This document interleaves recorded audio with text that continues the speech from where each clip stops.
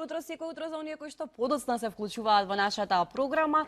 Продолжуваме понатаму со нашите содржини. Веќе и на самиот почеток ви најавив дека при крајот на ова издание ќе зборуваме за нашето орално здравје, да се потсетиме како треба да ги негуваме и чуваме нашите зъби кои што многу значат за нашето целокупно здравје, а ќе ни помогне околу тоа докторот Марио Илковски од клиничката болница Аџи Бадем Стистина, стоматолог. Докторе, најнапред добро утро и ви благодарам што сте тука. Благодарам на поканата. Да започнеме веднаш со тоа колку всушност оралното здравје, негата и грижата на оралното здравје влијае на целокупното здравје, односно овде се мисли на тоа доколку не се грижиме доволно за нашите зъби, какви се последици може да има по целокупното здравје на човекот? Па вака, значи првично мора да кажеме дека преку устата го внесуваме целата храна во организмот, значи како што е битно одржувањето на целото здравје, многу е битно и одржувањето на оралното здравје. Тоа опфаќа значи одржување на орално здравје, значи нормално е она хигиена орална што сите ја водиме во дома, значи мењето на зъби што е прва и многу важна причина во одржување на оралното здравје.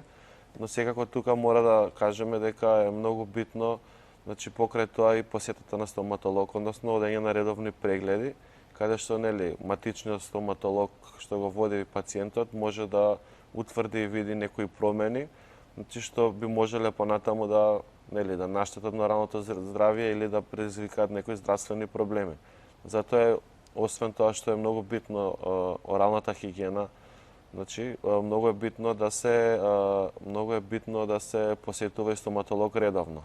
Јас што би кажал 2 до 3 пати годишно. Значи, но доколку се појави некој проблем, значи веднаш да се јават кај својот стоматолог, да се види за што се работи, да може да се реши проблемот.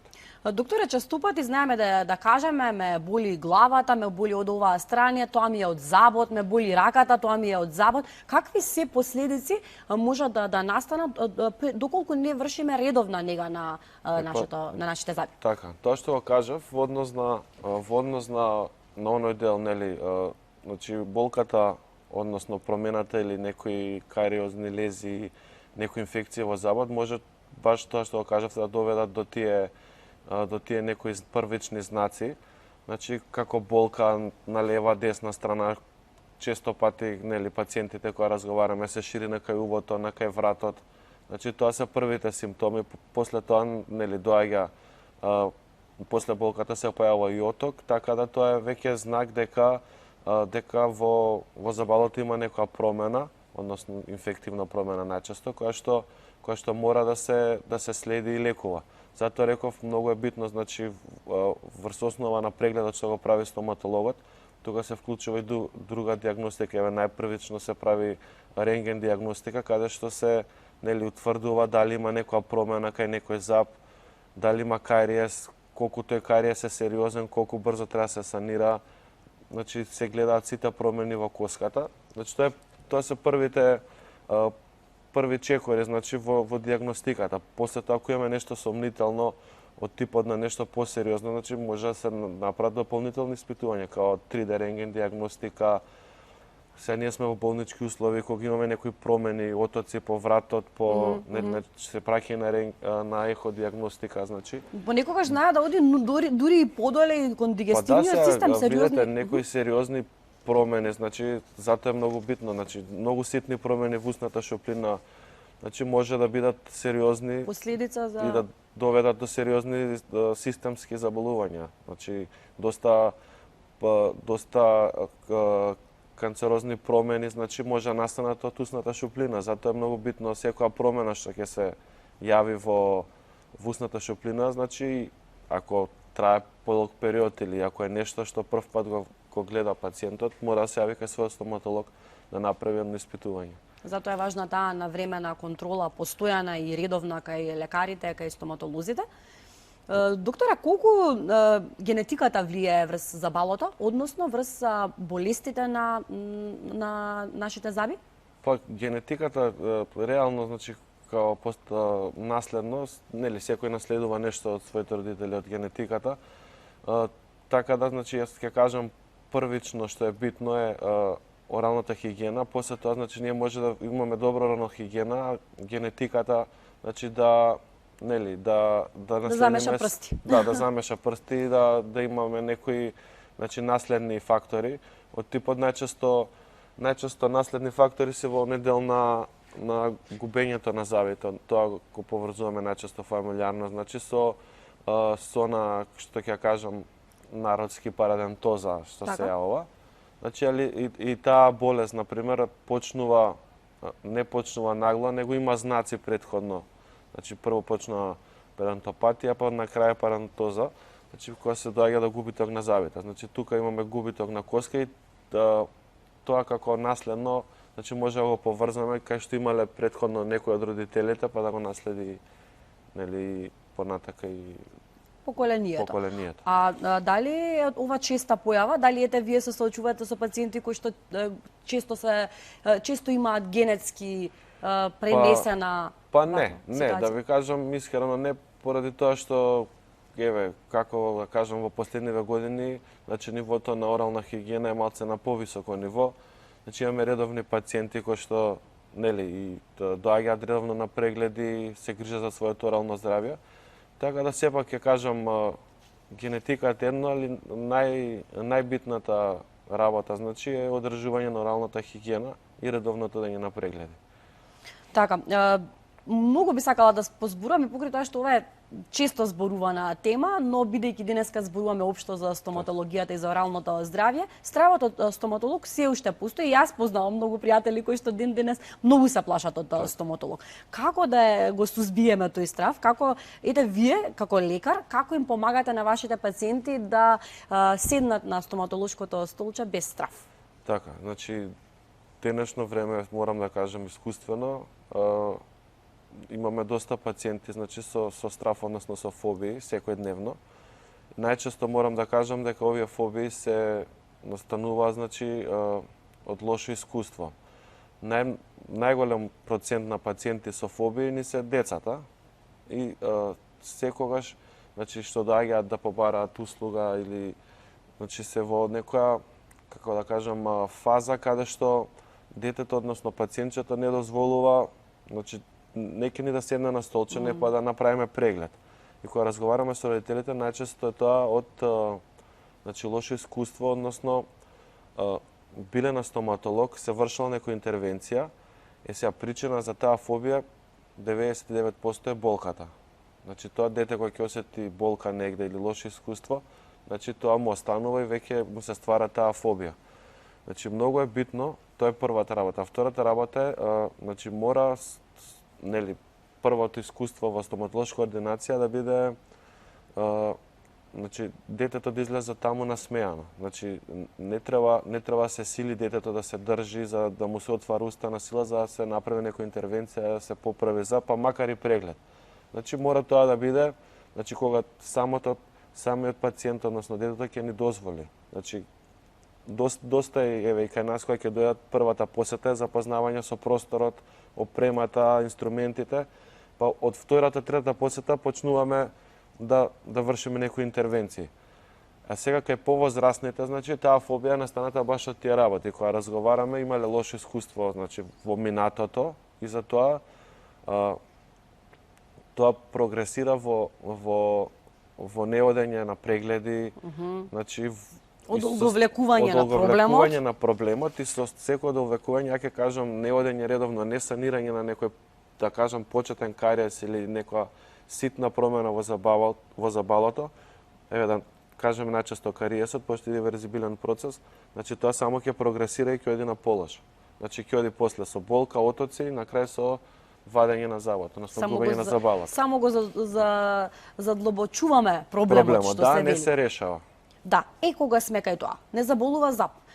Одиме на лекар, одиме на стоматолог и која е границата кога се вади забот, а кога се пломбира? Така, значи вака, за тоа реков, значи многу е битен прво прегледот, после тоа значи е битно да се направи диагностика. Диагностиката од денешно време значи има врвна диагностика и мора, значи таа е, како да кажам, најдобриот чекор за, ние ќе направиме преглед, ќе видиме дека има кариес, ама со рентген диагностиката може да видиме значи колку колку е длабок тој кариес, во кое ниво е тој кариес, за да знаеме што ќе биде следниот чекор. Значи во однос на таа диагностика и прегледот се утврдува значи како ќе оди понатамошниот третман на забалот. Затоа реков, ако е на почеток, ако имаме површински кариес, значи се санира во една сеанса, се чисти, се пломбира и пациентот си оди. Но доколку веќе имаме подлабок кариес, да кажам, значи каде што зафатен дел од пулпата, во тој случај веќе одиме во една друга фаза, односно во лекување на забот. Сега, секое лекување на забот, најчесто во голем процент е успешно, ама некогаш може да биде неуспешно, бидејќи секој пациент различно реагира. Сега стоматологот може да си користи врвни материјали, да ги запази сите процедури, но тука исто е битен и пациентот. Соработката, не само соработката и реакцијата на пациентот на целата интервенција, пошто тоа лекување на заби може да трае до неколку месеци, ако има голема инфекција, каде што освен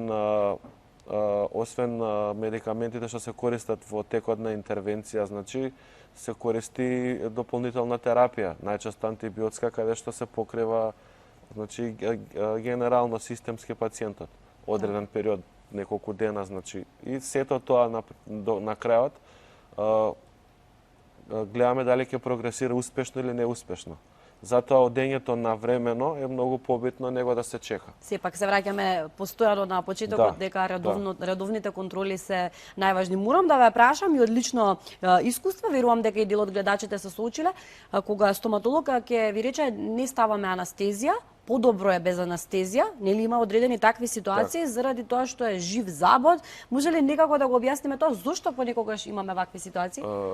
Видете, значи Тоа е страшно за нас пациентите, тоа сакам да ви нагласам. Значи пациенти што се со фобии и нормално и страв се бараат анестезија. Мислам дека нема причина за да не се аплицира анестезија ако пациентот бара и нели ако има страв. Значи денеска знаеме дека сите се плашат од болката на стоматолог, затоа е добро да не ја осетат во текот на интервенцијата. И сега во однос на она што ме прашавте, има уште еден дел каде што кога ќе се утврди таа диагностика, да речеме кога имаме најчесто кај пломбирањето, каде што имаме значи кариозни лезии на завите, во тој случај, значи во тоа што викаат подобро е да работиме без анестезија, во оној дел каде што нели имаме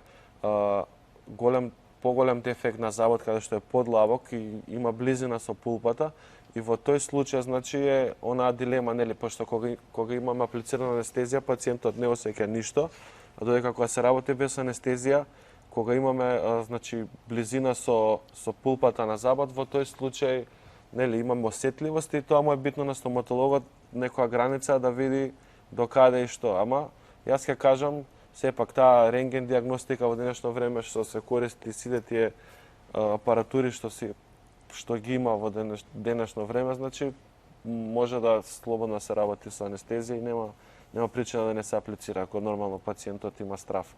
Така, ја олеснува целата таа апаратура и работата на лекарот, но и на состојбата на пациентот.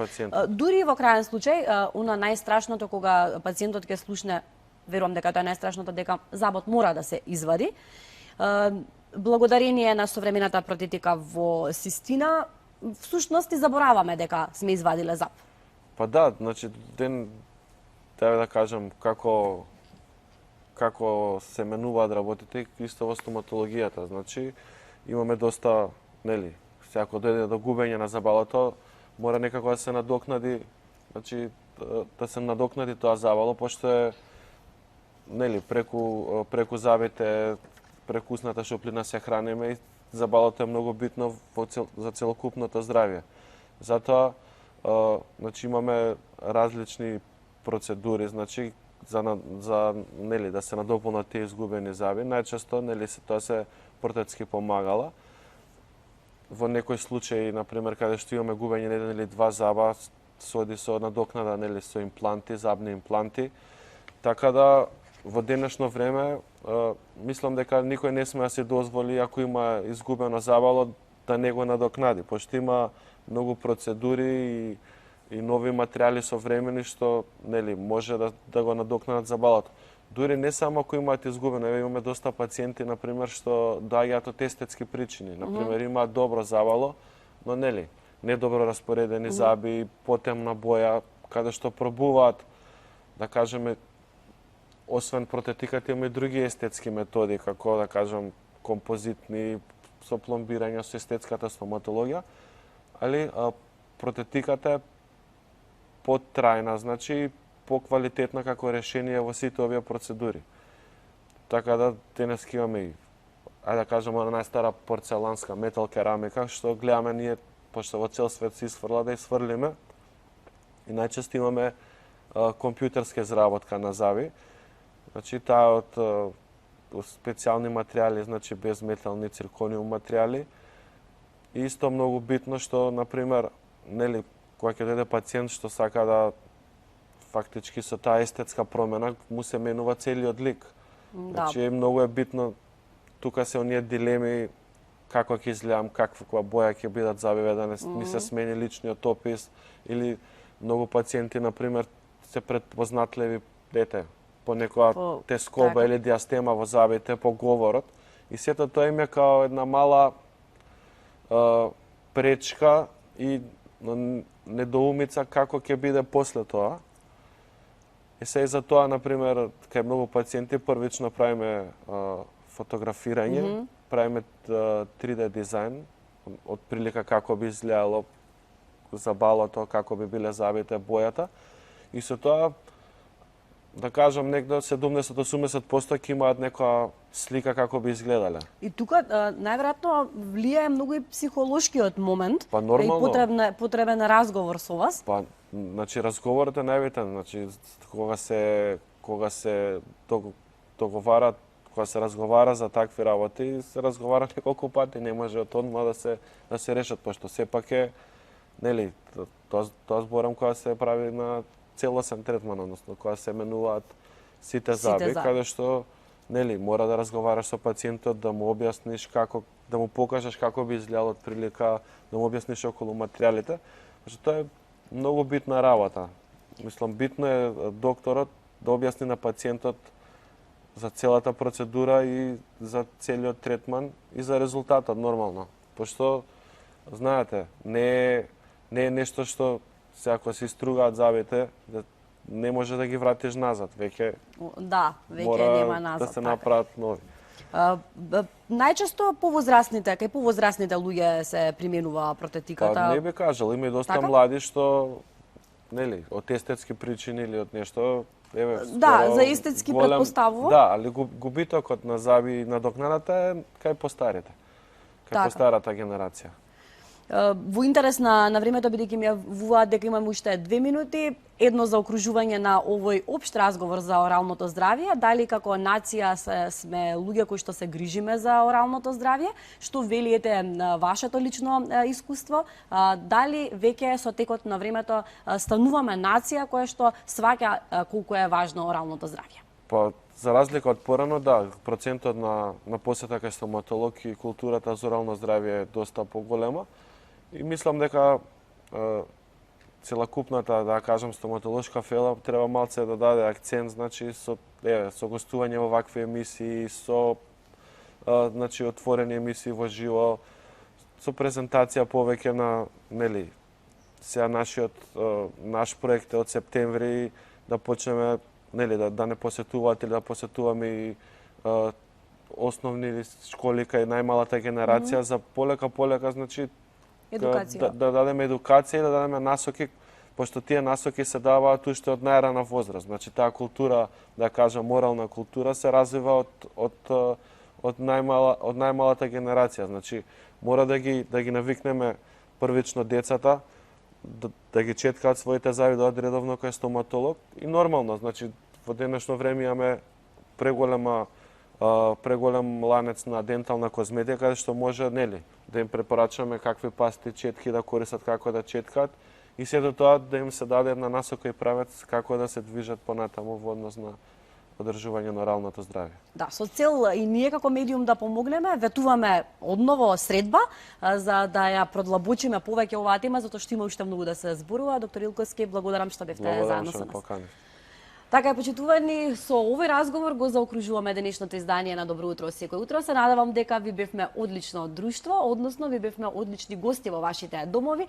Ве поздравувам јас, останете понатаму со програмата на Алфа телевизија, а утре повторно бидете со Добро утро секој утро. Поздрав!